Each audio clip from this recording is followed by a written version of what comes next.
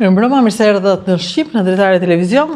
Do të flasim për atë që u premtua për diaspora. Në fakt, ne jemi një televizion i krijuar enkas, kjo është arsyeja që na nxiti të krijoheshim. Fakti që e ndjem se ishim më shumë jashtë se sa brenda dhe fakti që e ndjem që për atyre që janë jashtë nuk duam vetëm parat në manigram, por ne duam votën, ne duam vëmendjen, ne duam kthimin, ne duam qëndrimin sa ndej këndej edhe vendosjen për çfarë mund të bëjmë më mirë për këtë vend. Kjo është arsyeja që na bindi që duhet të krijoheshim dhe ja dolëm. Dhe mbas nesh me sa duket shumë të tjerë.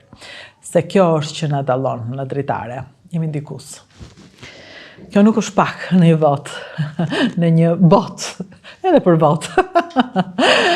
Ndërkohë, dua sot të flas përsëri për votën e diasporës, si kundër kemi premtuar, do ta bëjmë me një njerëz që ju e njihni prej vitesh tashmë në Dritare, sepse është si ne i qëndrueshëm, nuk heq dorë së foluri për atë që i them më shumë për Shqipërinë. Mirë se erdhët zoti Resa në Shqip edhe mirë se keni vajtur në shtëpi. Sigurisht. Ishim bashkë në studio para ca kohësh, më premtuat që sapo të vi Zarfi kishte vajtur kur vajtët ju? Zarfi i verë? Zarfin e keta në shtëpi. Tani ju e keni çuar Zarfin në Tiranë përsëri apo e keni dhe do ta ma tregoni? Zarfin e bajta për të bërë dhe këtu një koment të vogël se si duhet të plotësuar, mbase njerëzit e dinë. Po se përsërisin më njëherë nuk ka një gjë të keqe, vota dhe të jetë e vlefshme. Jo, me këtë njerëzit e dim se janë dakord. Unë mendoj që ne duhet ja u themi njerëzve gjithkohë, sepse unë kur dëgjova atë spotin, e dëgjova mbrëm atje për kureshtje që të përgatitesha për sot, ai thoshte Zarfi A, Zarfi B, fute atje, bëre këtu. E u trasha. Thash, kush e di sa shumë votat pa vlefshme do ketë. Jo, ke Zarfi nuk ka asnjë problem. Problemi kryesor është ke fleta e votimit, të gjithë duhet ta kenë të qartë, që për atë numër ose koalicion apo parti për të cilën ata japin votën si parti, aty duhet të zgjedhin edhe një person të listës së hapur që ato mendojnë t'i japin votën.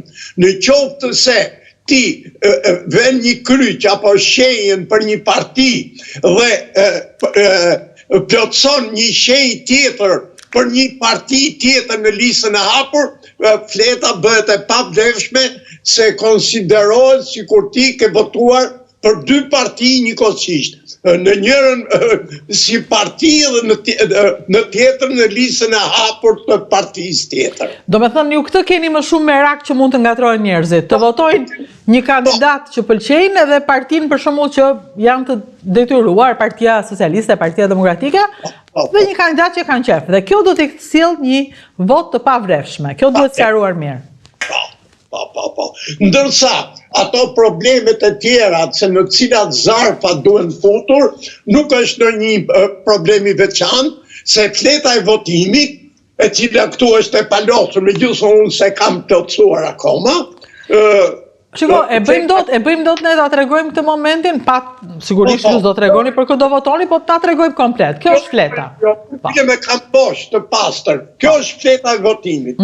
Edhe përmenda më sipër, duhet që për atë parti me numrin e cilës kemi sipër, 5, 6, 7, 100, nuk ka rëndësi, neve aty duhet të zgjedhim edhe një kandidat të listës A. Do me thënë, ri në kolon, ti themi njerëzve, ri në kolon. Atë kolon... Atyri, zbrit poshtë.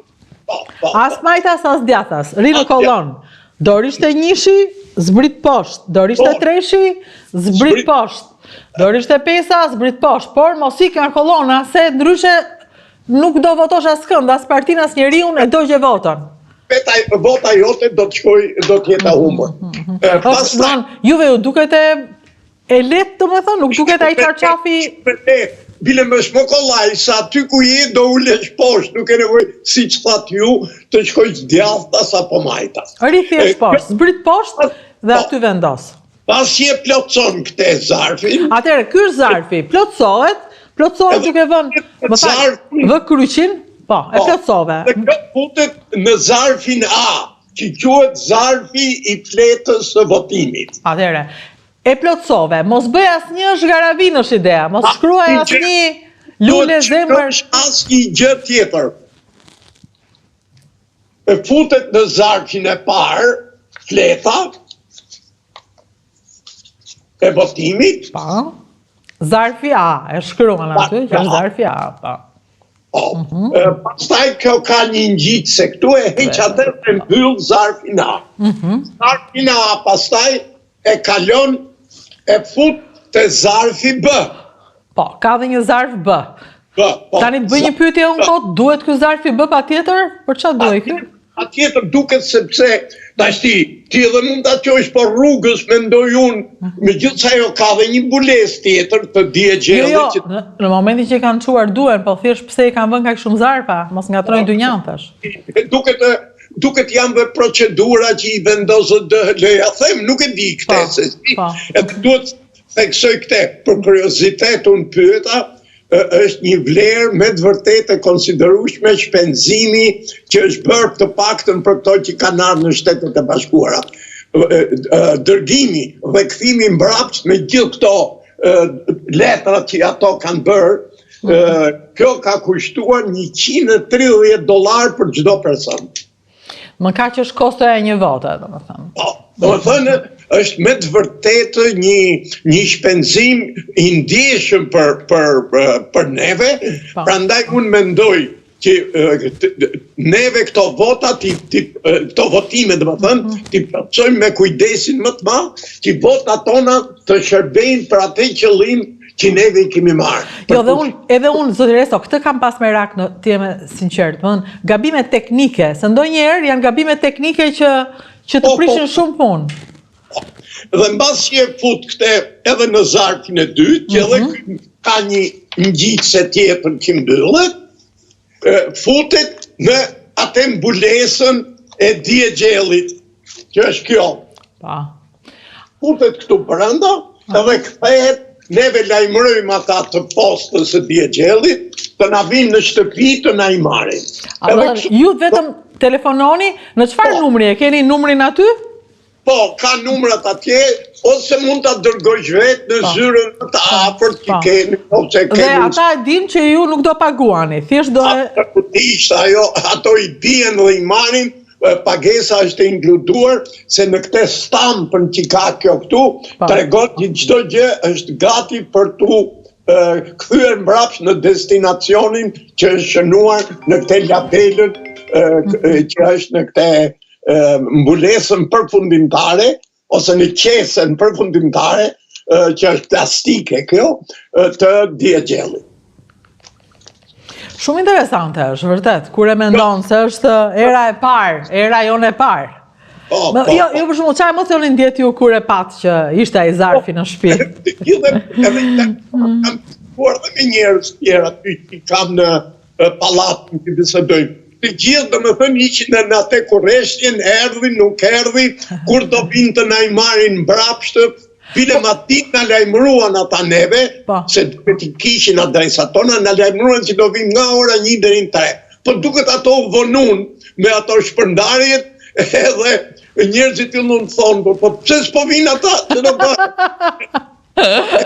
për të çuditur që ata vinin në çdo derë apartamenti, merrnin edhe firmën që letra u dorëzua. Do më thënë një shërbim jashtë zakonisht korrekt. Korrekt. Për që unë mendoj që letrat që janë postuar nuk ka humbur asnjë. Kështu që neve tash vetëm është kujdesi jonë që votën tonë ta çojmë tamam të vlefshme në Shqipëri përsëri. Po, do të thënë ju nuk keni asnjë merak nga posta, do të thënë nga mënyra se si. Edhe fakti që ato që ishin, edhe nga Shtetet e Bashkuara kanë arritë, dëgjova në Shqipëri, por shumë kanë arritë nga Italia, nga Gjermania, kuptohet që janë shumë më afër. Nuk e di edhe ato me çfarë shërbimi postar, po me siguri me një shërbim postar shumë të sigurt janë dërguar dhe janë kthyer. Po pra, me DL është një harxhim i madh, do të pranohet. sidomos deri në Shtetet e Bashkuara, se varet në distancat edhe pesha. Unë mendoj që edhe ai zarfi i dytë do të thuash mund të ketë peshu 5 gram apo 10 gram. Prandaj pyeta unë pse duhej ai zarfi B, po nuk e dim, se këta flasin për politikë të madhe, këtu nuk flet njëri për gjëra teknike, pse duhet zarfi A, pse duhet B, se po shikoj edhe në faqen e KQZ-s, nuk është se shpjegojnë ndonjë gjë të madhe. Në fakt njerëzve duhet ja u shpjegosh dhe shumë thjesht. Sigurisht. Ka gjë të keqe. T'ja shpjegosh thjesht. Ja shpjegon edhe përsërit këtë gjë, nuk është. Ka njerëz të moshave të ndryshme, ka njerëz që nuk mund t'i ndihmojnë ose eventualisht nuk mund të kenë fëmijët aty që t'i ndihmojnë edhe për ta paketuar, se dhe ajo do një fakt pune, do të heqësh ato ngjitse, do t'i pashtu, do t'i mbyllësh, domethënë janë punë që për njerëz të moshuar mund të jeni çik të vështira. Patjetër, të cilën ti do të votosh, po bën një gabim të vogël dhe ty të vajti dëm e gjitha. Ju vetë si ndodh procesi votimit, se për shembull kur je këtu, procesi votimit është personal, po atje që askush nuk të shikon, si funksionon? Çfarë thon? Mund të diskutojsh me gruan. Ja, ju shkuat diskutuat me gruan për shembull? Patjetër, dhe ja shpjegova për cilin duhet votojmë edhe pse. Sepse ajo i ndjek lajmet e Shqipërisë, por nuk ndjek lajmet politike, ndjek emisione tjera që janë emisione më tepër argëtuese ose në film. Atë lutem, mos më thuaj, sigurisht nuk do më thuash, për kë i shpjegove zonjës, po mirë, është mirë kjo gjë që të ndikosh, apo në fund fundit burë e grua misha thua? Po, jo, Zërëbina, unë do të tregoj dhe një gjë interesante, pa përmend emra fare, një deputet i listës së hapur të PS-s më ka dërguar një mesazh, nuk e njoh personalisht. Në celular? Po, në celular, ai i ka dërguar mesazhe të gjithë njerëzve, edhe me të drejtme që është në listën e hapur, tregon me sinqeritet pse është dëshira që ai të rizgjillet, se është deputet, të rizgjillet përsëri deputet dhe çfarë do bëj unë për të mirën e Shqipërisë. Edhe me sa e njoh unë është nga deputetët më serioz që ka PD-ja, ka pas dhe poste. PD-ja apo PS-ja? PS-ja. PS-ja, okej. Se themi emrin, s'ka që. Jo, absolutisht, më vjen shumë ashtu. Ajo është një gjë konfidenciale. Unë nuk e di tash vetëm për këtë që kjo mendoj unë është një gjë e drejtë që mund të bëjë çdo deputet që t'i dërgojë njerëzve. Të ngacmoj ky fakt të votojë për të? Urno? Të ngacmoj ky fakt që të votojë për të? Unë të mos ishe, sepse ai ka qenë dhe ish komunist edhe përpara. Të mos ishte komunist do e votoja, thua? Të them të drejtën si person mu më duket nga personat më serioz, edhe kur ka pas poste edhe kështu. Edhe të them të drejtën, mos ishte ajo si person unë do t'a votoja. E po, rim paktu, se tani po flasim që po flasim, flasim, pa emra, sigurisht. Atere, ju do votonit të personin që është i PS-s, po ju jeni djathtë, si do e votonit dhe PS-n pavarësisht pasaj që do bënit. Se është kjo dilema që ka njeriu. Thot ai njeriu, unë dua këtë personin, po s'dua partin. Si bën? Jo, atë se bën dot, se nuk ja votën Parti Socialiste për arsye të tjera. Për përrejtje që i kam bërë në mënyrë të veçantë kryeministrit edhe qeverisjes ti në mënyrë të ashtu në këto vitet e fundit. Për gabimet që janë bërë për kështu. Por është puna që njeriu nga një herë duke pas simpatira personale mund edhe të shkasi, domethënë ato bindjet e veta që mund të ketë. Unë pastaj jam një ideator. Jo, më pëlqeu kjo gjë që do të thënë ju ngacmojni nga mesazhi. Pra mirë bëjnë ata që shojnë mesazhe. Mirë, duhet ta bëjnë. Mirë bëjnë. Sidomos këta që janë në listat hapura, që janë vënë nga 2 partit për qëllime, domethënë edhe të mira dhe të këqija, mund të them unë. Po, se janë të rrezikuar dhe janë lënë mëshirë të fatit. Po. Kështu që në një farë mënyrë duke ti e kupton. Edhe një deklaratë që kishte bërë ai Erion Braçja ku thonte që në këto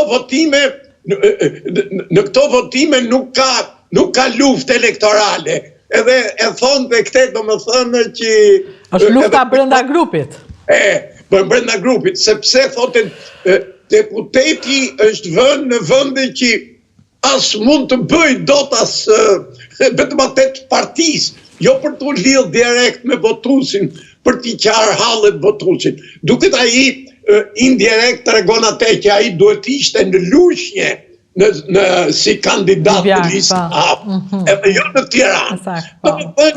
Po pak nëjësit brenda grupit e krijuan këtë, e qartë. Por jo, më ngeli mendja te kjo, gjithsesi domethënë që një njeri dërgon mesazh, ju duke menduar për këtë njeriu, se ju jeni tani duhet ta pranojmë, ju jeni njëri që e doni Shqipërinë dhe unë, por nga ana tjetër ju nuk jeni me Partinë Demokratike për shkak të njohjes që keni.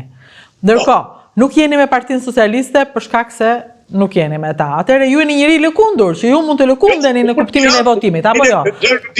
Ju e dini edhe në emisionet që kemi bërë më parë, unë kam bërë thirrje të votohet për partitë e reja, për njerëzit e ri, ti shikojmë.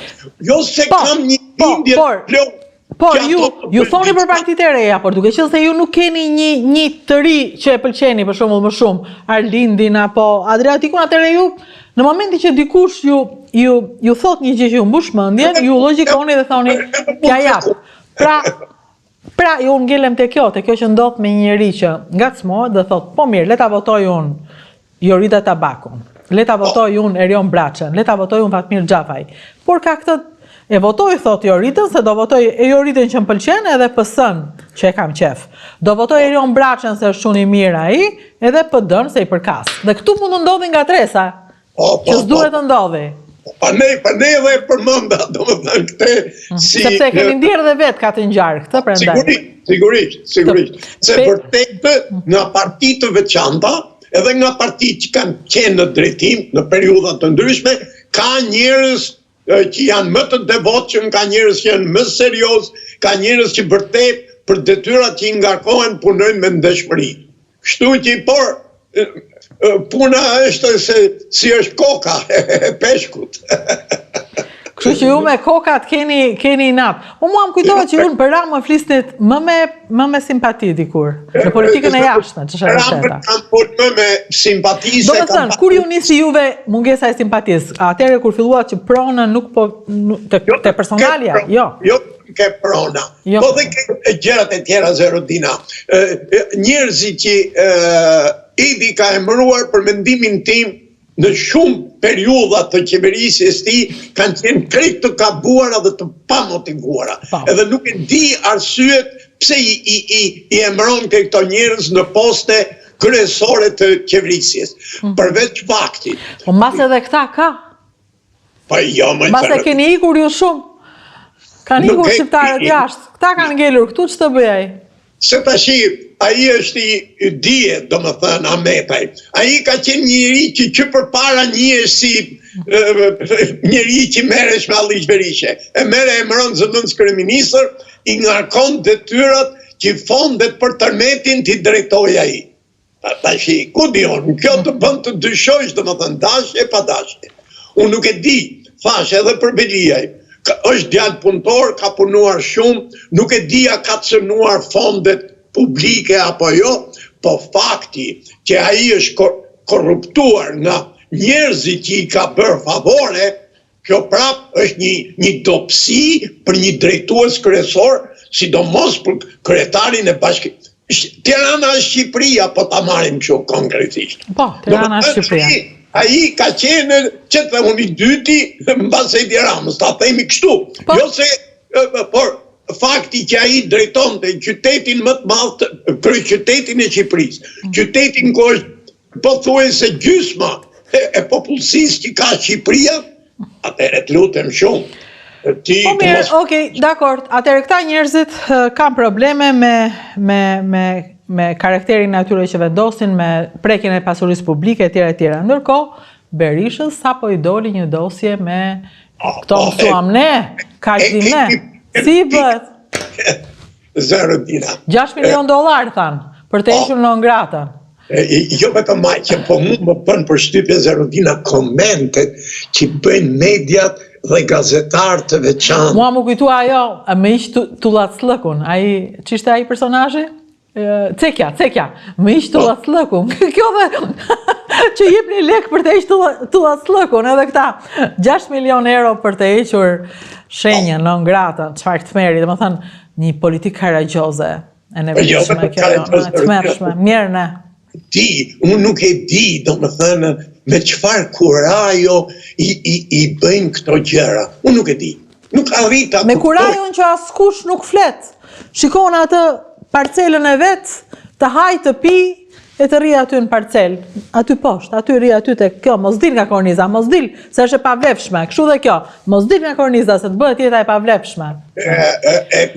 Edhe çudi më vjen Zorodina edhe për një gjë tjetër. Si vetëm gazetarët që janë të njërës palë, apo media të njërës palë, apo tjetër, kanë filluar ato polemikat e tyre, sigurisht për interesat personale që ato kanë dhe për interesat e partive që u shërbejnë. Më vjen çudi nga shoqëria civile, nga njerëz intelektual të shquar që ka Shqipëria, si nuk merr guximin të shkruaj sepse të shkruaj një person i tillë është të bëj ato, si e gjykon ai këtë problem. Nuk është puna të mbaj anën e Edit apo të mbaj anën e Saliut, po ta shikoj këtë si një problem i cili e bën vendin tonë, do me thënë, një vend ku ato shkallat e korrupsionit, ato demagogjia që ekziston në partitë politike është me të vërtetë skandaloze. Më vjen shumë keq, do më thënë, që njërës të tillë, shkrimet e cilëve do kishin shumë dikim në njerëzit edhe ato njerëzit e lëkundur që biseduan pak më parë. Pra e saktë, kjo është e vërtet në fakt që ndikimi tani në këto momente është e vështirë se në Shqipëri, edhe kur do të ndikosh dhe të bësh të mirën, të sulen, të stulen, këtë po shikoja sot, një lloj batareje, se nuk është puna vetëm të shpifin, se shpif do harohet, po të sulmojnë, të masakrojnë, të turprojnë. Më thënë, krijohet një ide që të thua, që pun kam unë, rinë punën time, këta fitojnë, unë të rritë të merem të... Ajo është Zorodina që njerëzit... është bërë pak shumë materiale e gjitha. Pse ti krijosh qetësime vetes, kjo punë kjo... Kush do të fitoj do punoj, thot ai. Ç'të ngatrohem unë me këta, do të thënë, është krijuar një situatë, është krijuar një lloj lehtësie e papërballueshme e heshtjes, që vret në fakt edhe bërtet, por kjo nuk duhet të ndodhte. Megjithatë, ajo që unë sot dua përsëri të qëndroj është ana teknike e gjës, sepse synimi që kam, qëllimi që kam është që çdo votë e diasporës të jetë e vlefshme dhe ne të bëjmë sa mundemi, siç kemi bërë, sa mundeshim që diaspora të votonte një ditë. Gjithmonë kam besuar që do vi kjo ditë, erdhi më shpejt se ç'e mendoja. Unë nuk e mendoja që do bëhej kësaj radhe. Po, do të kemi parasysh një gjë, me sa lexova, ato kanë shpërndar rreth 375.000 letra për të votuar. Sikur 300.000 të arrin, ose edhe 320.000 të arrin në Shqipëri, është një shifër që unë mendoj që do të ketë një ndikim pozitiv në rezultatin e zgjedhjeve në Shqipëri. Megjithëse edhe këtu ka dy partitë kryesore bën lobimi çik më të madh duke shkuar e kundër, sigurisht që ato do kenë edhe nga këto... Sa janë votues në Shtetet e Bashkuara, sa shqiptar janë të regjistruar, se nuk e...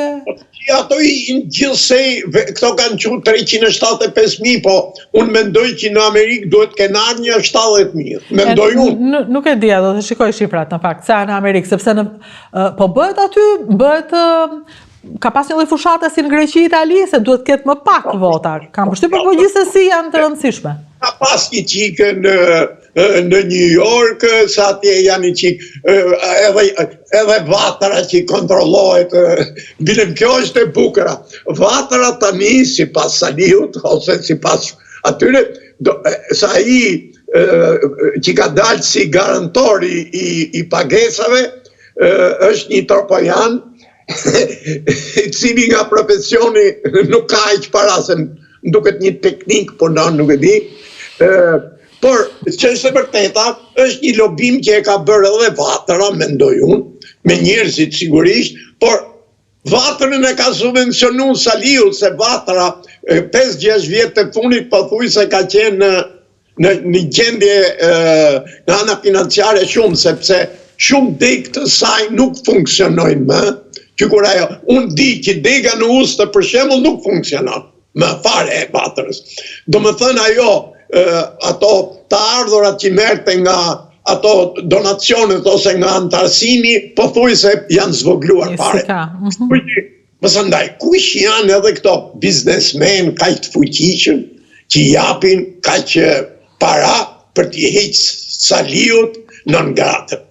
Kjo është fare e qartë, domethënë, që këto janë para që shkojnë nga Shqipëria. Në çfarë rrugësh, unë nuk mund të them, por jo, ajo, mësë ndaj edhe ajo firma që është zgjedhur, ajo Continental Strategy, unë nuk e di, një nga pronaret e saj ka të njëjtin mbiemër me atë shefin e personelit që ka Trumpi në Shtëpinë e Bardhë. Po.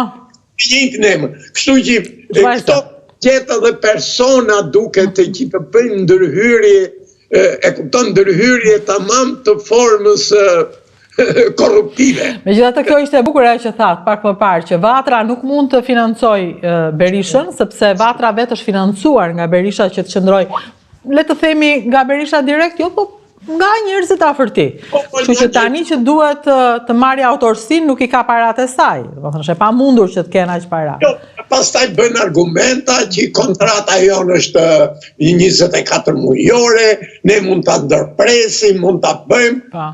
Po $250,000 në muaj nuk janë pak para. Megjithatë, ishte një shkrim, po lexoja një shkrim të një gazetari që thoshte nuk ka rëndësi si i gjeti parat, do të thënë nuk ka rëndësi realisht politika i gjen parat është ideja, rëndësi ka çfarë pune do bëjnë ato para. Si besoni ju, ato para do ta ndihmojnë Berishën të shpallet grata nga Shtetet e Bashkuara? Do të thënë Amerika ku ju jetoni është një vend që ki para edhe Unë mendoj Zarodina që kjo është thjesht një fushatë për të krijuar mundësi që në këto 10-12 ditë që kanë ngelur, nuk është ajo që e botoj Merobasi, ato vete kanë deklaruar që kanë bërë një gjë të tillë, duke nxitur njerëzit se me këtë gjë që kanë bërë do t'i hiqet në ngrata për ne t'ia japin Saliut votat. Të gjitha këto janë gjëra, domethënë që nuk janë ashtu si shkruhen realiteti. Bëhen vetëm për të tërhequr këto ditët e fundit, domethënë që njerëzit kanë atë pasigurinë. Domethënë ka njerëz që janë me PD-n, po thotë çfarë çoj unë votën dëm kur ky në Amerikë shkon, në Angli shkon, ky është i padëshiruar, ky s'ka. Ndërkohë në këtë moment ai thotë, "Ore Berisha, ja doli." I vetëm ja doli, bravo, Berisha të ja votën. Përmendim edhe emrat se cilët janë, kompani afër qeverisë, afër kështu. Zarodina, unë mendoj që në qoftë se vërtet është ajo që deklarojnë ato që ka qenë Sorosi, që e ka bërë sa. Kodi mu më duken gjitha si pralla, këto ta them sinqerisht, domethënë, të merret departamenti i shtetit, thjesht domethënë për ambicie që mund të kenë njerëz të veçantë, më duket qesharake për një vend si Shtetet e Bashkuara, ku unë jetoj edhe vetë, dhe aq më tepër për person, domethënë që një sekretar shteti të birin atë nivel sa për t'i bërë qepin Sorosit, apo Edi Ramës, apo Yuri Kimit, të shpallin në ngrata me atë motivacion shumë të rëndë. Jo vetëm vetë Berishën, po dhe familjen e tij. Domethënë më duket, nuk e di. Koha do ta tregoj se si do të jenë të vërtetat, por fakti është që Shqipëria është në një situatë, mendoj unë, politike. Regjia më iku figura. Më fali, jo jemi në rregull, thjesht më iku figura e ekranit këtu. Kështu që unë mendoj që situata politike në Shqipëri nuk është hiç e mirë, domethënë.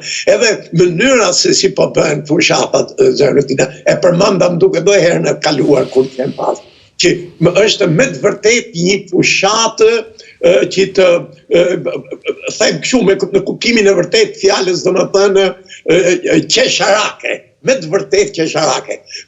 Merren vazhdimisht me sharje, me gjëra domethënë anësore. Nëse, dakord, qesharake ju duhet juve, po nga një anë unë këtë mendoj, bë mirë qesharake se sa e dhunshme. Domethënë nga një anë mua më qetëson fakti që s'ka dhunë, që njerëzit janë në punë tyre. Se Rodina nuk ka dhunë fizike, po dhunë verbale ka.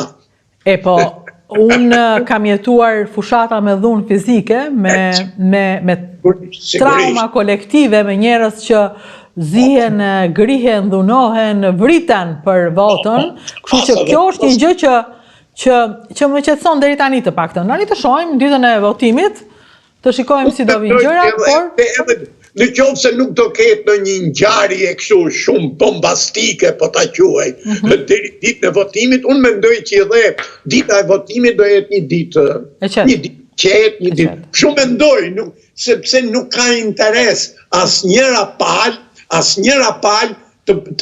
të bëj, domethënë, tentativa për të prishur ditën e votimit.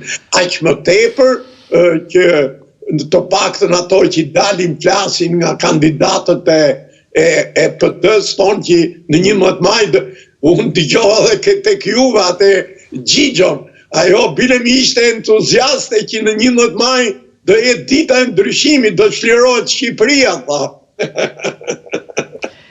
Po mirë, ato janë fushatani, që do thonë, puna është... Jo, kam fjalën domethënë që edhe ata janë përgatitur që të nxisin popullin që të dalin në votime dhe të votojnë. Se cilin nxit të vetin në çdo moment ndikon. Sidomos dhe unë këtë mendoj her pas here, domethënë njerëzit që e kanë zgjedhur, nuk e vën dyshim fare ai që thotë unë do votoj PS-n, edhe nuk ka rëndësi cili kandidat, i jepi njërit çrënd si ka e di PS-ja ç'do bëj, unë do votoj PD-n edhe s'ka rëndësi. Domethënë këta janë kategori e fiksuar, e din ata.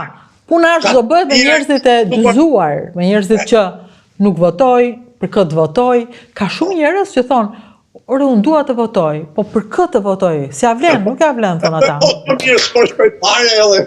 Eksakt. Dhe këtyre i duhet thënë pastaj që po, duhet të votosh dhe duhet treguar shembull juaj, kënaqësisë që ju ndjeni kur Shqipëria ju dërgon një zarf, i cili ka 2 zarfa brenda, dhe aty tregohet pastaj mënyra se si të votosh dhe të dërgosh votën, dhe vetëm për këtë kënaqësi që merr kur ke një tregim të tillë nga jashtë, domethënë kur të vjen Shqipëria të troket në derë, i thuhet njeriu që është këtu, bëje atë ditë sado është maj, po këtu me sa duket tonis plazhi. Shko për votime, temperaturat po rriten shumë shpejt. Shumë, e nisi herët plazhin Shqipëria këtë vit, por shko të votosh për veten tënde, për qetësinë që kërkon, për stabilitetin që kërkon, për ndryshimin që do të bësh, për njerëzit që beson, për veten tënde. Domethënë bëje, se kjo unë po flas dhe unë nuk jam një njeri që kam pajtu gjithmonë në votime. Jo, kam pasur dhe unë dilemat e mia, dembelizmat e mia, padijet e mia. Me kalimin e kohës, ndërsa kam marrë pjesë në mënyrë aktive si gazetare, se ti je gazetare e një njeri aktiv në shoqëri, atëherë kam kuptuar që kjo është detyra kryesore e një njeriu politik. Se ne jemi qenie politike, ne nuk kemi vetëm qenie që pësojmë. Ne edhe ndikojmë. Do të thënë, nëse ti nuk ndikon dot në mënyrë tjetër, kjo është një mënyrë fantastike si të ndikosh. Vota jote ndikon. Vota jote është ndikuese, bëje. Dhe prandaj kam vërtet merak që çdo votë e diasporës të shkojë në vendin e dur, edhe me sa duket më mirë e shpjegoni ju se sa unë. Kështu që unë nuk e vë fare ndyshim. E kam zotin Reso? Po. Nuk e vë fare ndyshim që askush nuk do gaboj nga ju, se ju nuk gaboni. Komunikoni me njëri tjetrin, flisni. Po ndonjë takim kështu keni bërë përveç se me njëri tjetrin kështu që flisni çfarë do bësh ti? Jo. Të them të drejtën, bile me ato shokët nuk i kam pyetur fare për kë keni votuar. Ty ja them sinqerisht. Po ata si duken, të djathtat majt? Po ka edhe të djathtë, ka edhe të majt. Ka edhe të majt, janë nga të gjithë. Edhe ka ata që nuk ka nevojë fare, e kanë vendosur që me kohë. Unë do votoj për PD-n, unë do votoj për PS-n.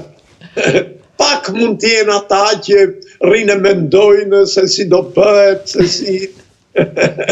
Pak janë ata që rrinë mendojnë, do me thënë. Ne kam dyshimin që edhe nga votat e diasporës. Emigracionit, do më thënë, do t'jenë shumica do jenë të ndara, mendoj unë, mund të kemë gabuar, do jenë shumica të ndara në 2 partitë kryesore. Se mund t'jenë një të reta për partitë e reja, do më thënë.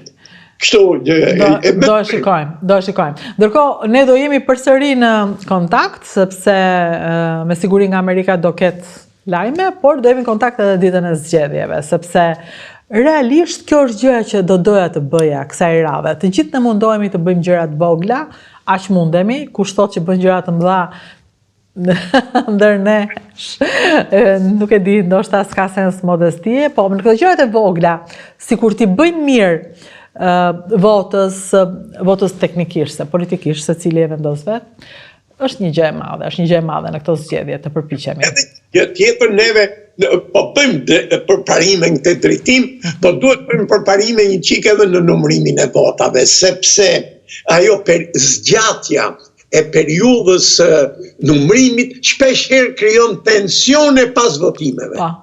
Po, e drejtë. Nuk e di, do më thënë, se a do bëhet në kësa radhe në i votim elektronik apo jo në Shqipëri, nuk kam dëgjuar gjë, them të drejtën, sepse ajo shpejton shumë.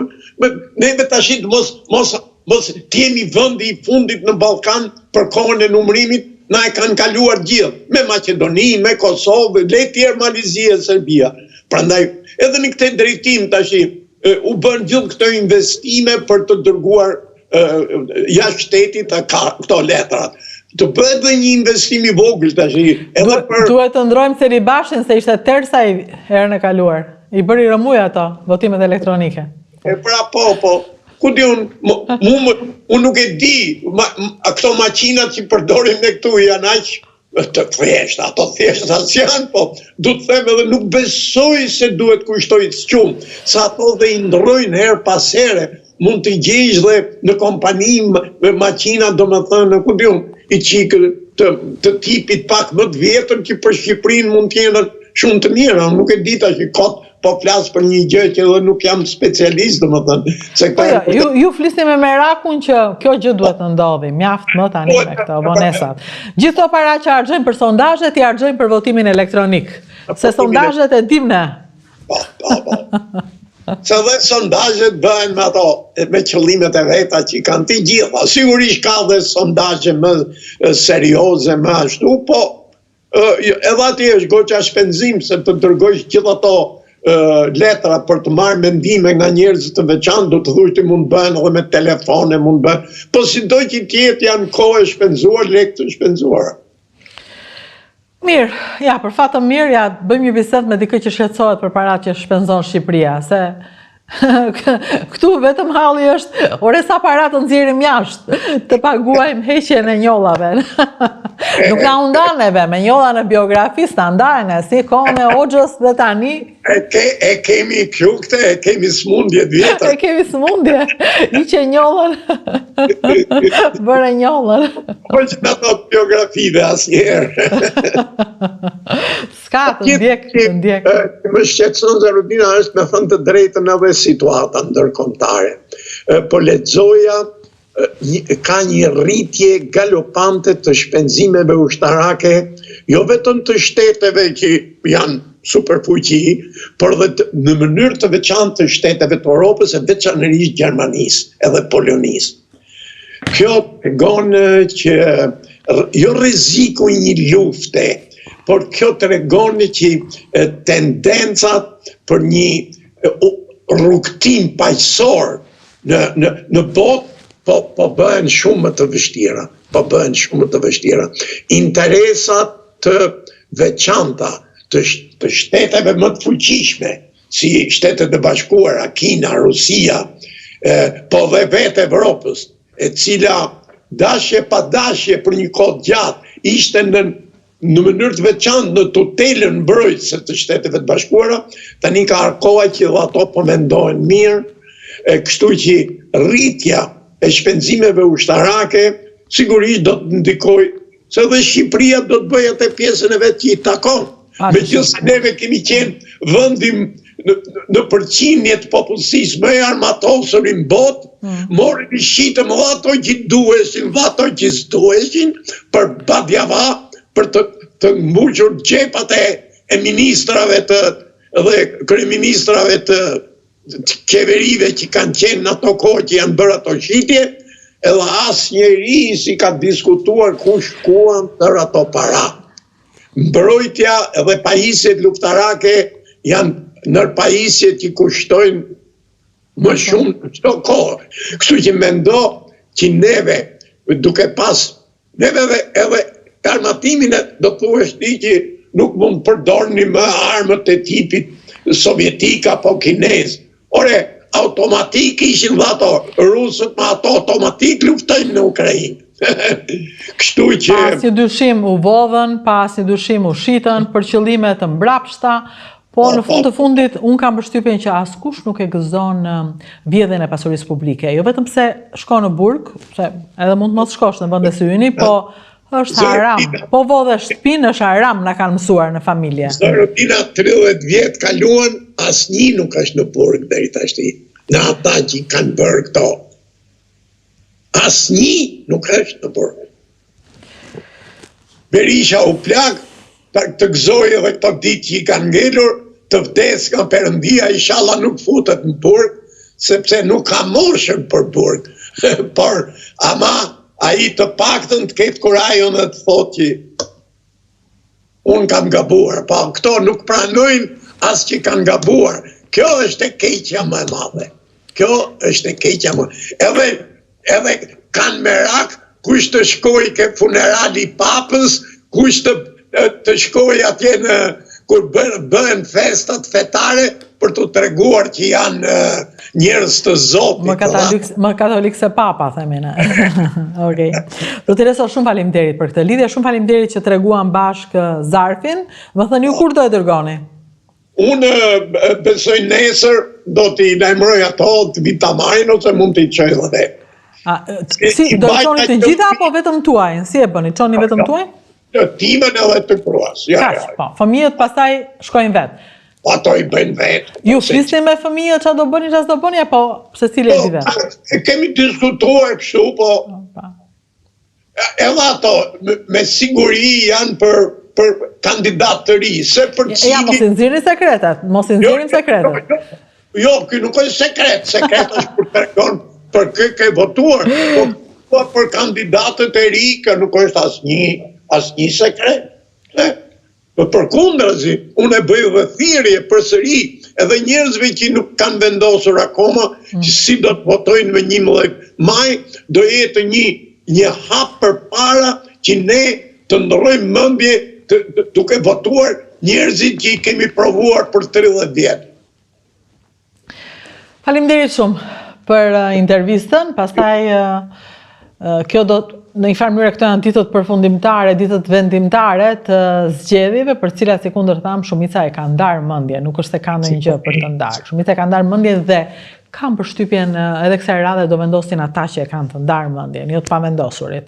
Se këtë kanë problem pavendosurit, akoma s'kan ndarë mendjen e tyre, jo më të vendosin fatin e ndarjes së mendjes të fateve të votimeve. Kjo është e keqja pa vendosurve, e zgjasin shumë. Ndërsa ata që kanë ndarë mendjen, keq apo mirë, ata vendosin fatin e zgjedhjeve. Të paktën nga ato sondazhe që kemi parë, duket që ka një rritje të partive të reja. Të paktën nga sondazhet, shumë duket. Kështu që edhe kjo, se sa përqind do jetë, një gjë e mirë të tjetë. Po futem sa njerëz të ri. Faleminderit. Faleminderit zot Teresa. Do lidhemi përsëri. Kënaqësi që ishim bashkë në këtë lidhje në Shtetet Bashkuara të Amerikës, ndërkaq që ne do të flasim përsëri. Në dritare i bëjmë të gjitha intervistat politike me Dritan Hilën, me Roland Qafokun, në dritare TV, po dhe në dritare.net. Ne i kemi bërë të gjitha llojat e intervista politike, do të vazhdojmë përsëri, por unë vetë personalisht kam bërë më pak intervista politike këtë herë në këto zgjedhje. Kjo ka qenë zgjedhja ime, që të mos heq dorë nga ajo që isha në punë sipër, nga dokumentarët, nga turizmi, që ka zgjedhje apo s'ka zgjedhje, duhet jetë i qëndrueshëm dhe qyteti i qëndrueshëm s'duhet, nuk shahet Shqipëria, tha Altini Mbrizit për zgjedhje, nuk shahet, është yni turizmi, nuk është i atyre ose i këtyre, nuk gëzohesh se ka më pak turist në Mars, kjo është vrastare, është e rëndë kjo, kështu që unë nuk heq dorë pavarësisht zgjedhjeve nga këto gjëra që besoj dhe kësaj radhe kam zgjedhur dhe diçka tjetër që në duke është e vogël, po një ditë do jetë e madhe. Çdo gjë që nis bëhet e vogël dhe pastaj bëhet shumë e madhe dhe në fund bëhet edhe ajo furtuna që ndryshon gjithçka.